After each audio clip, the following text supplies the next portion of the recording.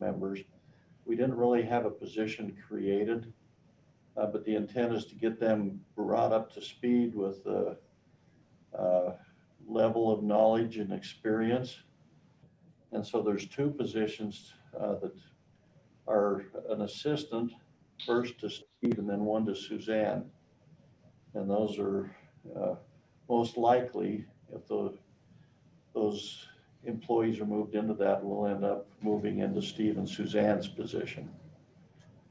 This, it'll be up to the new planning and zoning director whether he fills those. This doesn't create any new positions because when they get advanced to that position, they won't get filled. But there's also not a guarantee that the new staff or the new director will put somebody in that position immediately instead of having the staff that he's got right now, or she. So John, do you want to kind of explain what they are? Yeah, so you should have one position for assistant planning and zoning supervisor and one for assistant planning and zoning director. Where are those two in relation to the chain of command? So it'd be right, it'd be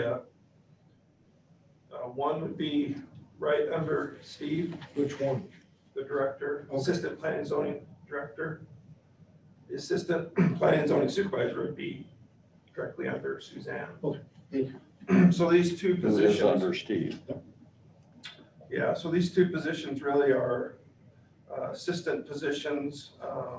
Steve can probably give more information on the job specifically, but they are working side by side with Steve and Suzanne in trying to just have a transition, a succession of, in order for there just to be an easier transition.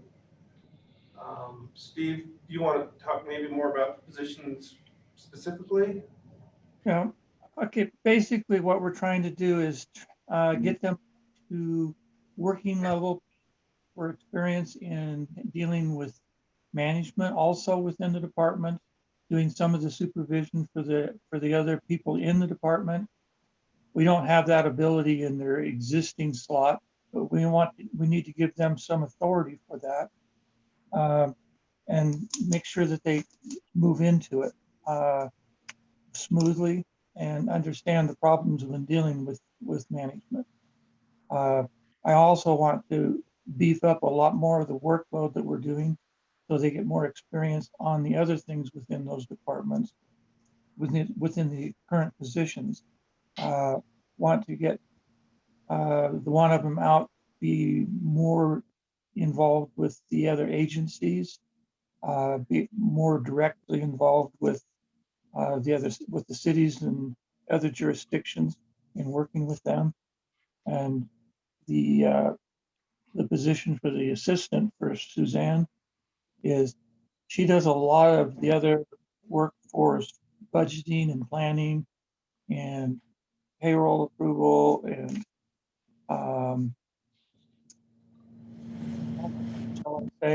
with employees making the office work. And we want that position to get the experience in dealing with office staff also. So it's mostly interaction for both of them, working and supervising additional people. The current positions we have, there's really not an extensive amount of supervision involved in it. This, giving them the extra responsibility, even though building permits, I understand, are up about 20% this year over last year, which is pretty high. We're not adding any staff. So it just kind of gives a little bit of relief, help for Suzanne and Steve to keep up with it. And the two staff members that would be applying for these, either one or the other, have enough background now that they could move into that and start getting experience and take on a lot bigger workload. Any questions? So we have 2 or 3 new positions. I'm looking here. So we have the assistant, and then we have the director, and then the supervisor. You've got the director and the supervisor now. The other one's the assessor. The other one's an assessor. It said on here that was a new position. Oh, well, they're new job classifications, but they won't Oh. be new. I see. You won't Gotcha. All right. Any new, yeah. I had a question about the annual certifications and what certification that would be.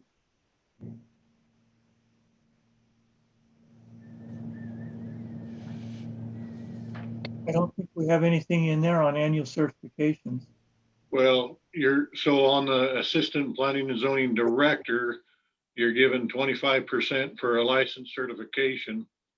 And you're also doing the same thing on a license certification for the assistant planning and zoning supervisor. Those Yeah. points, just between those, if you took that annual certification out, would probably drop it down a grade level each. The typo. He Yeah, said it's a typo. yeah, I apologize, that's a typo. Shouldn't be there, should be, that 25% should be with experience. Yeah, Yes. and when we reviewed this, Lance, Steve came in requesting 1 grade higher, and we backed it off a grade, so that you've got a 2 grade separation between positions. Yeah.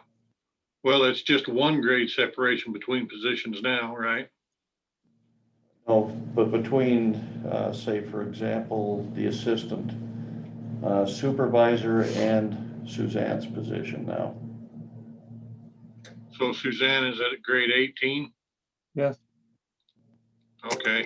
As I was looking at it, it looked like this assistant supervisor could, if you took that annual certification and experience and stuff down a few points, it would be a high 15, not a 16.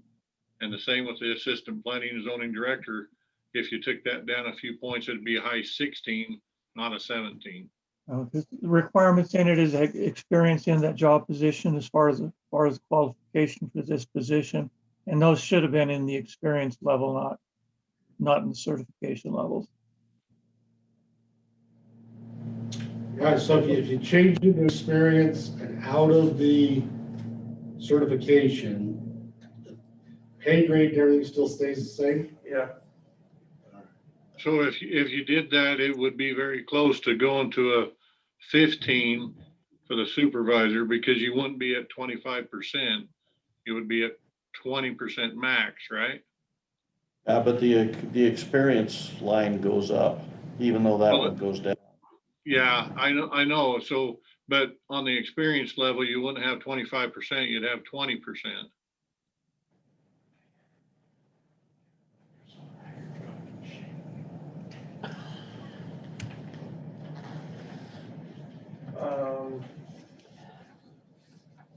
let's see. I don't have the full copy with me. The experience is how many years of experience? 5 years?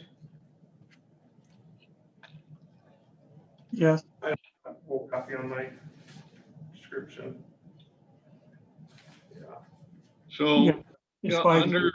under factor 1, unless if you don't have the annual or periodic recertification, the most you can get is a 20%, not 25%, right?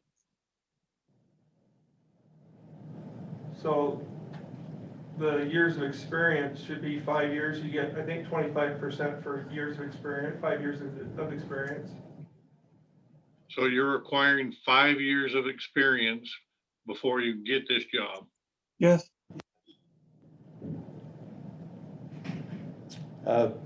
Position this critical, I don't think you could train on the job. Yeah. Especially since one of the requirements that Steve put out there that is worth a lot of hazard bonus points is working with the other entities like the cities. Okay. And the commissioners, Danny points out. Knock you up a couple. He just gave him 10 more points for that. So are we okay? You know, I think if that typo can be fixed up, and I was just looking at it as like they needed a certification, and I didn't know what that certification was, so. Okay. Guess we're good with that one then. We started on the building things because of the policy. All right. It's gonna get a little more complicated. We figured you didn't have anything to do with the health district going on anyway. Right. Proposed position change for the assessor, data control supervisor, Blake. Yeah, with Julie leaving, she was the database or the data manager, and I brought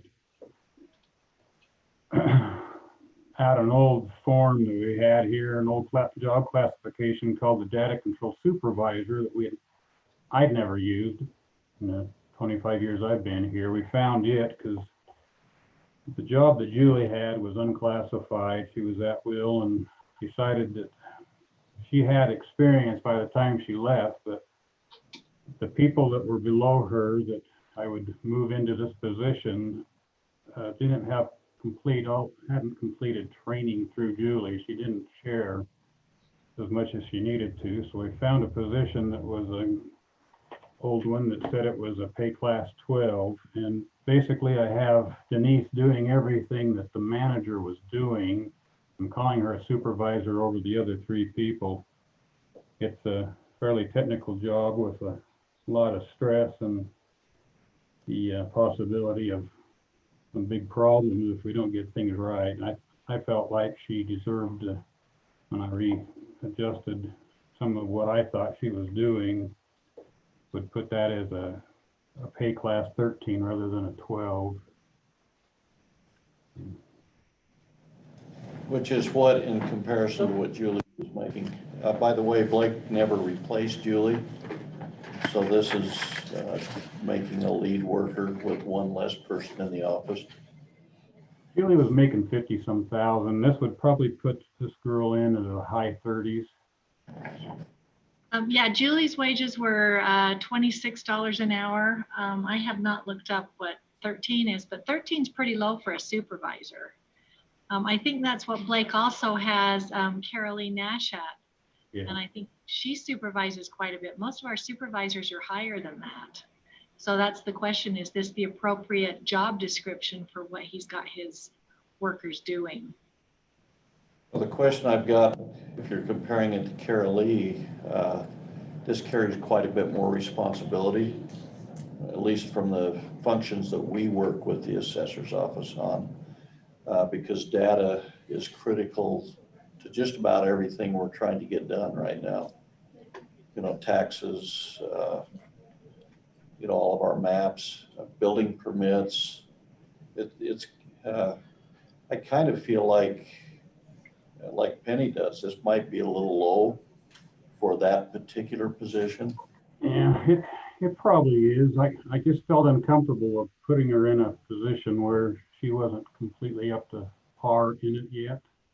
However, she's taken it since, I think it's August, and has run with it. And it's an awful job if you don't know what you're doing. And she has been in that department for 6 years, so she's picked up some understanding. Before that, she was with the treasurer's office for 6.5 years. So basically, she has good understanding of things. She works directly with the state on things to make all our reports come together. And I think she's probably in a position after she gets through a first role, maybe she'll feel like she needs a raise. She hasn't come to ask a raise. I'm just looking at her and thinking she's going through a heck of a lot of stress, working nights and sometimes weekends, and it's quite a difficult job, I think. Well, it's Yeah. it's a huge job. And so of course, we're talking about a position, not a person, right? So is this replaces a position? You know, the other thought, I mean, the other thing I have to choose from, I guess, is the data control manager that we have described that's really taking the reins and running with it, which Denise is trying to do. Right.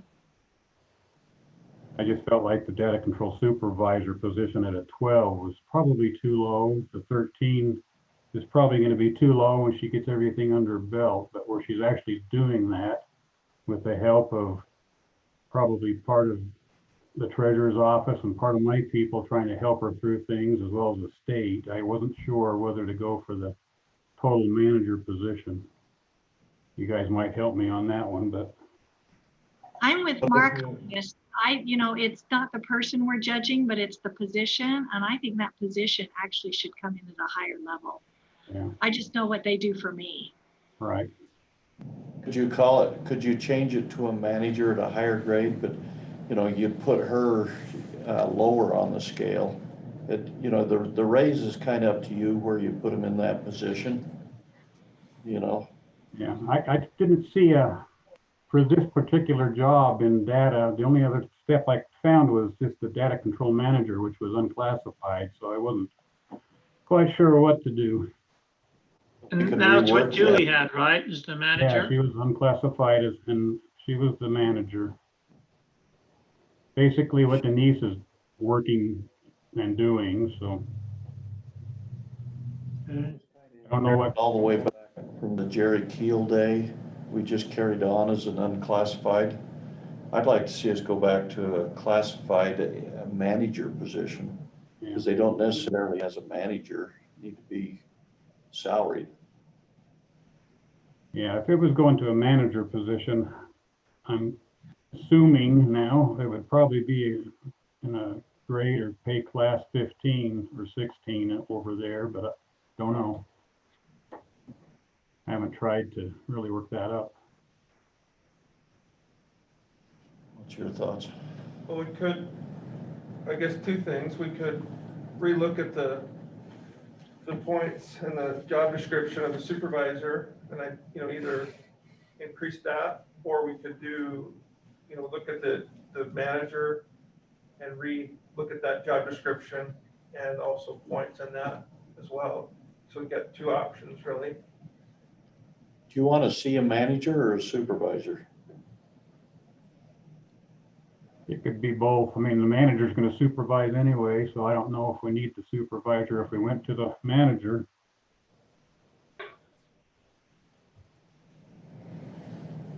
I don't know.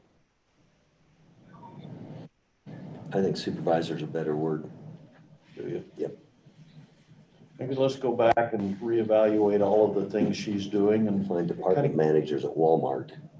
Yeah. Supervisors get things done. kind of, maybe rethink all the things she's doing in that, forget what she's making and, what you want to raise her to, but get the position slotted right. And then you can move her up and back if you, In the grade depending scales. on the raise, Yep, that'd be fine. Yeah, again, just remember, we're talking about positions and not people. That as far as positions, I don't know, the person that heads up that data processing department, that's a lot of responsibility. And I know the treasurer's office and I know the assessor's office depend on them a huge amount. Yep. And I my think, office. and the clerks as well. There's a lot of responsibility. There's a lot of stress.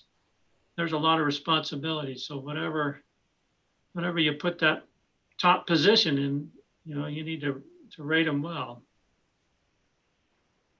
Yep, we'll come back. Okay, you wanna come back then with that? Yeah, I think it would take me too long to try to rework it here in front of everybody, so. Okay, all right.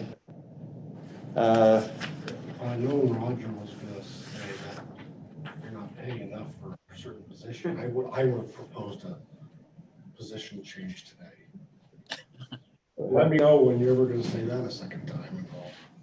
This I was had it. something in mind, but I want to let the elected official work through it. Well, Okay, 'cause that's a bad excuse to get out of it. Right while the iron's hot, Blake. Soon. Well, I mean, if you're gonna realistically look at it compared to what Carol Lee does as a supervisor, that's why I'm wondering about more of a manager title. Yeah, Because there are two levels of supervisor, you know. Is Carolee a supervisor or is she an assistant? she supervises a few, but she's never been given credit for it on a thing. That's why I kind of wonder if Carolee ought to be assessed as well. That's where I was going with that. Let me see what she's called here. I came in here prepared to be beaten down to get 13. I can't even believe what's going on. Yeah. So I'll see if I'm still here. Oh, of course, there's the position would supervise, but Juliet supervises people, but there's a whole lot more to that than just supervising Oh, people. yeah, I believe It's the data that's critical. Yeah, some mistakes on her part could certainly make the county look terrible, so that's. No, huge. That's knowledge gained from past experience. Yeah. Unfortunately. So I'm sure you already know this, but I just had to look up what the difference is between a supervisor and a manager. And it says a manager is an individual who makes essential decisions that affects all areas of the business. A supervisor is an individual who makes decisions approved by the manager. So according to Google, they're putting a manager, Yeah. that takes lead over the supervisor. Okay, if it's Google, is this a Republican position or a Democrat position? Because that'll make a difference. Get it? No, Blake, we're trying to get you used to the idea that people are gonna come in and protest their taxes and suggest they go up. Oh, really? I'll be absent when those people come for a question. I think this must be the end of the world. I don't know where I am. My gut tells me, because it's still gonna be quite a ways below the manager you had in there. If you classify it, they'll have the opportunity for overtime, but it should be a 14 or a 15. Yeah. That's just a gut feel. Well, do you want to go on to the other thing and I'll try to redo it while we're sitting here and then hit back at the end of the meeting? Just see how it scores out. Play with the score here. Thank you. Okay. Let's start with Danny having the opportunity to be heard. You asked if you could speak. I didn't ask if I could speak. I told you I was going to speak. Oh, okay. Um, Now you have the opportunity to be heard. I appreciate that. Okay. And I don't even have that right. I just want to make sure we're all beating the same drum on this name clearing hearing issue. And the reason I'm saying that is because we've got a mix. I mean, last time we talked about this, it was mixed in with the verbiage of classified employees. We clarified that it was unclassified employees. The verbiage is still, I mean, I'm not opposed to having the policy. I'm really not. My concern is that under the law, was it ICRIMP that was recommending this? Yes, this All is, right. Why are they recommending, is it their proposed policy language? Yeah. So therein lies my issue. Under the Ninth Circuit case law, which is what ICRIMP would be paying attention to, you're entitled to a name clearing hearing in 3 different scenarios. One, you got your classified employees. That's fine, right? Not a name clearing hearing, it's more of a due process hearing. You've got the unclassified employees that are treated with a level of a liberty interest or a property interest in their job. And then you've got the policy position. In other words, all of the prosecutors in my office would be considered as serving at the pleasure of the elected, right? That's a policy position on my part. And so they don't have a liberty interest in their job. In other words, they could be let go for no reason. But they still have the right to not, I don't have the right, I don't get to disparage their good name based upon these these triggering events, okay? So these different groups. In our county, you've got really your unclassified that serve at the pleasure of the elected, and you have the classifieds, right? And this affects, I mean, most offices in the county or departments have a couple of these. Mine is like 50%, so it's a little more important to me, I suppose. The issue, here's my point, my issue with ICRIM's proposal. I don't disagree that having something like this is a good idea. My issue is you're creating a right by having a policy where a right doesn't exist. And then you're taking that right and you're injecting it with steroids. Here's my point. A person under the Ninth Circuit case law only has a property or liberty right if they've been let go for one of those triggering events. That makes sense, right? But then two, the employer has publicized this fact. You know, I've gone to the press or I've spoken openly about so-and-so being a dirty little cheat or whatever. Okay, and then there's a couple, and I can quote them off to you if you want. The last one is that I've done that intentionally. So my point is, you're creating a right, and then you're putting a burden of them having that right, even if we haven't told a damn soul about why someone's let go. That makes sense? There's my concern, because the case law refers to, though, there's 5 elements under Ninth Circuit case law. Now, if you want to create a notice and opportunity to be heard, again, we got to remember, we're dealing with unclassified notice, name clearing hearing. That's different than a classified due process hearing. Those are different issues. Because on a name clearing hearing, under our classifieds, where they don't have a liberty or property right by itself, that name clearing hearing is just them to give me their what for and why this isn't true. Not that they have the right to keep their job, because they serve at the pleasure of the elected, which is another reason I got an issue with your policy. It says to arrive at a decision. Well, no, I already got to a decision. That was up here. They have the right to clear their name in the event I've made a decision. And so we're mingling classified and unclassified. We're mingling of the unclassifieds. We're creating a property right, whether we've publicized disparaging comments about them. I mean, if there's anything that I think the county's been good at since I've been paying attention, which isn't terribly long, but the one thing we're pretty good at is we kind of keep our dirty laundry personnel issues to ourselves. We've done a good job at that. And as long as you've done that, there's no name clearing right to be had under the Ninth Circuit case law. So if ICRIMP's look at, now maybe ICRIMP would say, yeah, but the trends around the country are going this way, so we think we ought to do this anyway. Okay, I'm happy to be corrected. I'm just saying you're creating a name clearing right absent any malfeasance by the supervisor. The supervisor hasn't said a darn word to anybody, hasn't publicized it at all. You're still creating a right. And anyway, that's where I'm a little concerned. We're intermingling too many different bits and pieces, and no one's explained to me the justification for doing that. If somebody can, like I said, I'm not opposed to an at-will employee having some liberty interest or some property right. I'm not opposed to that. I'm really not. We're a public employee, we're a public agency. There should be some job security in that, right?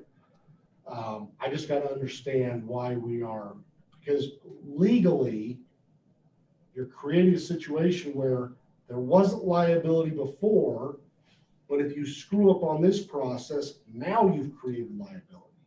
And so I just want to make sure that if we're gonna have a process we got to go through, I would hate to create liability where it didn't exist before.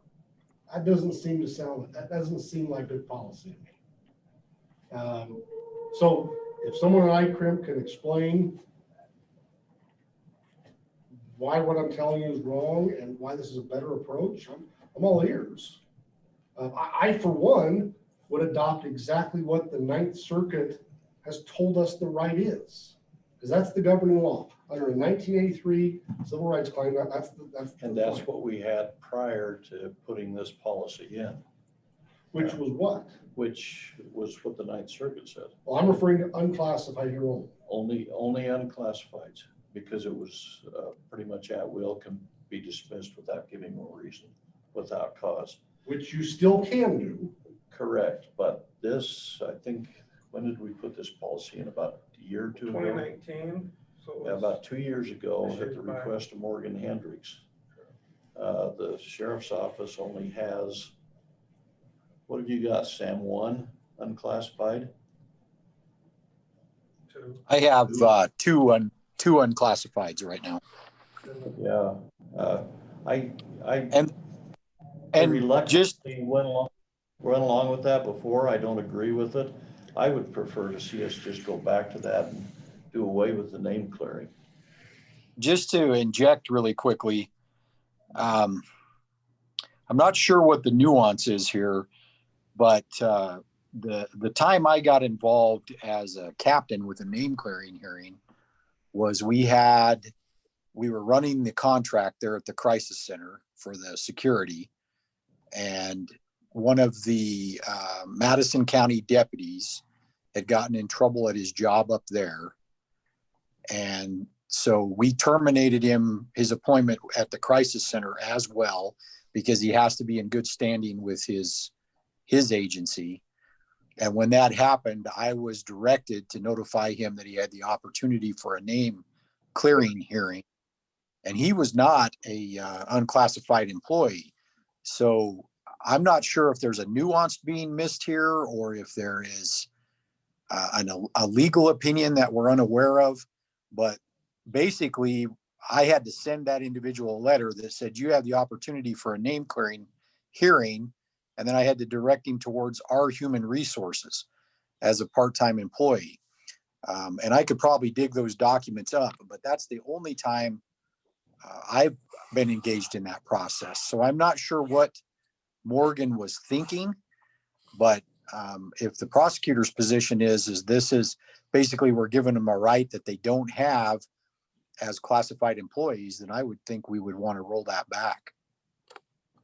Because thinking back on that, Sam, now kind of reminds me of the discussion we had was to have the name clearing hearing in place of this grievance board. Correct. And to my knowledge, that's all Morgan was trying to do, which there's some wisdom in that. And I can see that because it's a simpler process. Yeah, I think 2 years ago is a long time to remember, but I think that's the case. And let me just add to this. I have not done any extensive, I mean, I said this several weeks ago. I think I missed the last meeting. I assume you talked about this again. But anyway, the last time we discussed this, I suggested we sit down with legal counsel and really kind of dig into this. I have not done that. I don't want to give the impression I have. But 20 minutes of research tells me clearly that we are intermingling rights that do exist with rights that don't, and we're not marrying them up. If you want to have a name clearing hearing attached to one in which if I fire somebody today, okay? Classified or unclassified? Unclassified. We're only talking about unclassified. Okay, but the discussion has got to include classifieds, because looking back on it, that was the intent, right, Sam? To basically replace the whole grievance board. Well, then we've got to go back to the drawing board, because all we are discussing here is unclassified. All we have been. And you may be right. That's all this. And with classified, there is a property right. You all acknowledge that. Okay, or a liberty right. Whatever you want to call it. What I'm saying here is if you want to have a name clearing hearing right associated to an at-will employee, then let's have it match the state of the law. Let's have that right exist. If I can someone say, yeah, I can him because he's a lying little bugger. That is what triggers the name clearing right. Not that I let him go. It's that I publicly stigmatized him. Okay? I want to make sure it matches. He's entitled to a right there if I've publicized it. What happens if that gets publicized, but not because of something that we did, but because the press gets a hold of it? Or maybe the employee says something and then the press runs with it. Does that?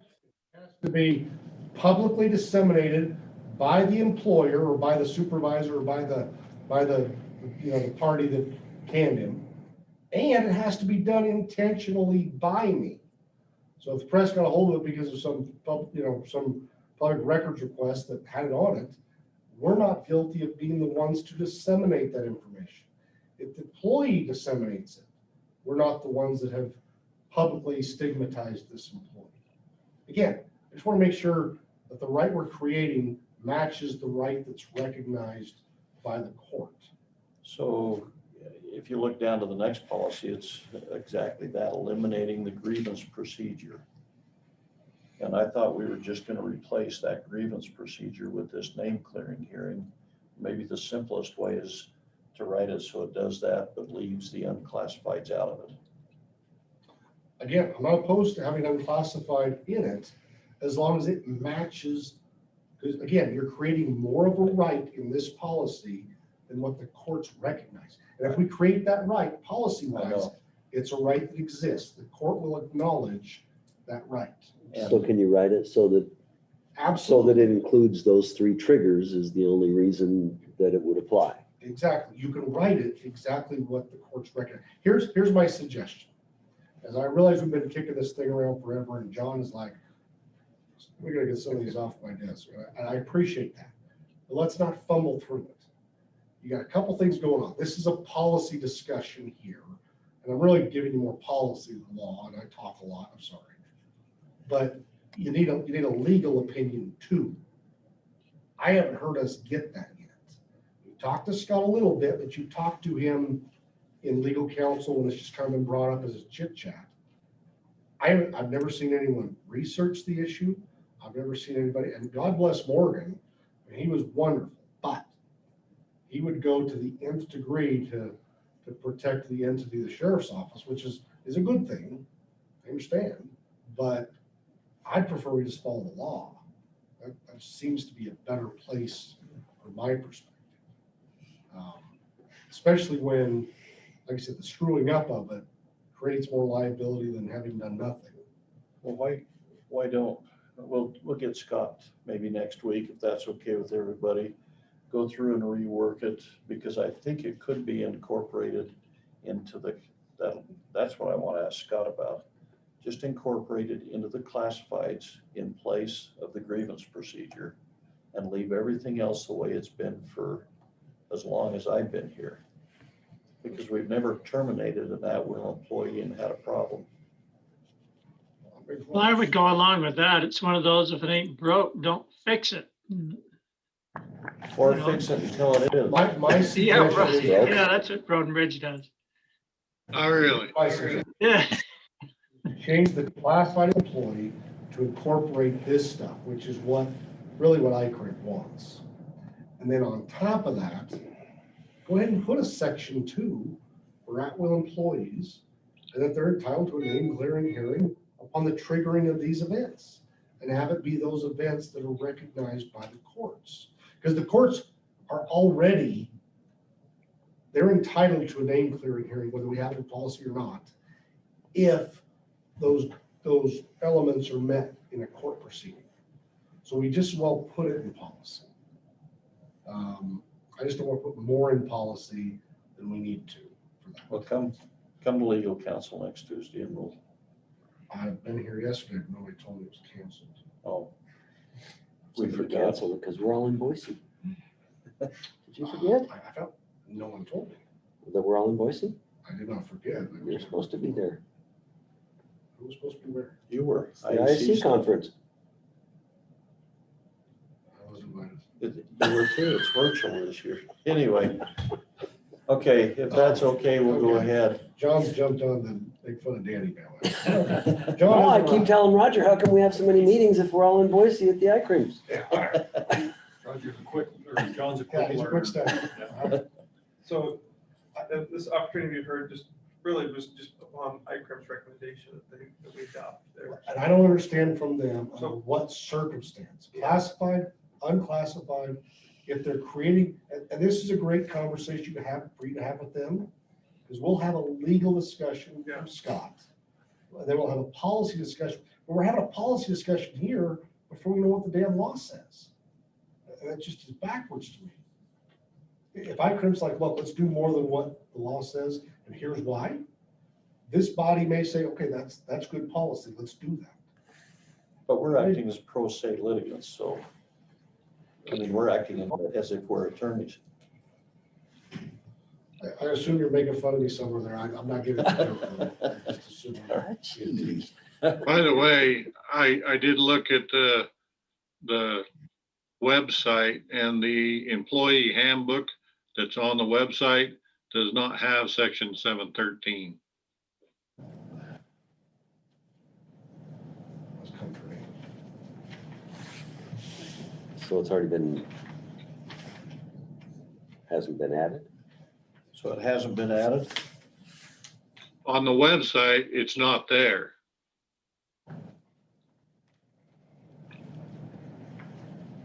What's 713? 713. 717 or 718? 713. I think wasn't that the number? No, No, 717. Oh, okay, is it 718? yeah, 718 is the one Okay. that's like. I I thought somebody said earlier 713, so. Okay, Blake, Danny went on long enough to give you plenty of time, so. That's the only reason I took that long. I ran it 3 different ways, and 2 of them came up with a class 16 and 1 of them came up with a class 15.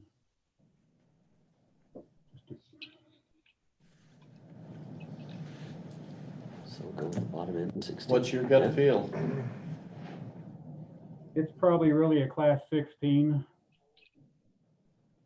If I say she's doing everything that she has to know. And how does that compare to Carol Lee? What class is she? Fairly's a 13. Supervisor though. Which is why Penny said. We've never given her any points for being supervisor of the people in her front office is the only thing with Carol Lee. There's a long story behind that, so. Okay. Yeah. When we're talking about the manager of data, right? What would be the manager? Yeah, the manager data is probably a 16. Penny, Michael, you wanted to weigh in on that, Penny?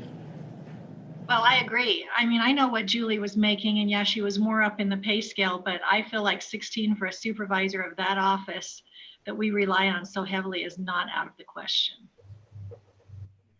Salaried position and the person that was in there, that was way too much. Yeah. So, but it is a position that requires an awful lot of experience and expertise, or you can burn this place down. And one thing Denise comes with, which is helpful, is she worked with the CPA office for 7 years, and then she was a manager and did payroll and stuff for another company for 17 years, but she's had 12 and a half years with the county. She's got fairly good background. It's just working with our software, and she's getting there. The attitude of that person's a little different than with Julie too. It makes it a lot nicer. Is everybody okay with 16 then? I'm good. Okay. Anything else? Yes, I mentioned something to John. John, we didn't add it to the agenda. Can we still discuss it? It was on the employee clarification for when a salaried individual takes sick or vacation. I think you could probably raise the issue and your concerns, and then we can get it on the agenda for discussion. Okay, it's just that it needs a simple little clarification. It basically says in the policy something about if, do you remember what it says, John? I'll have to look it up here. It says, I've got it right here, Penny. So the salary of exempt employees shall not be reduced for absences of less than a full day, regardless of whether the employee has sufficient available paid leave to cover the absence. Okay, so what it boils down to is Ron, being the honest person he is, he put down 6 hours of sick leave when he was gone one day and only here for 2 hours. I told him he didn't need to do that. And he says, well, it technically, you know, it's talking about if they don't have leave available. And he said, I thought you had to do it if you took more than a half a day off. So I just think it needs to be clarified, you know, if it is related to taking a half a day off, or if it's a full day, whatever it is, it needs to say you either use sick or you don't, you use vacation or you don't, rather than just if you have it available. Does that make sense? This conversation predates me the last time it came up, but I'm with Penny. I've written a specific policy in my office of how I interpret that, because I make my folks mark off time when they're off. Which we And should this one's do. written not well. And we have some. Some other departments have taken advantage Yeah. of this, the wording here. Were you pointing at Penny? No, sorry, I was pointing at your office a block away.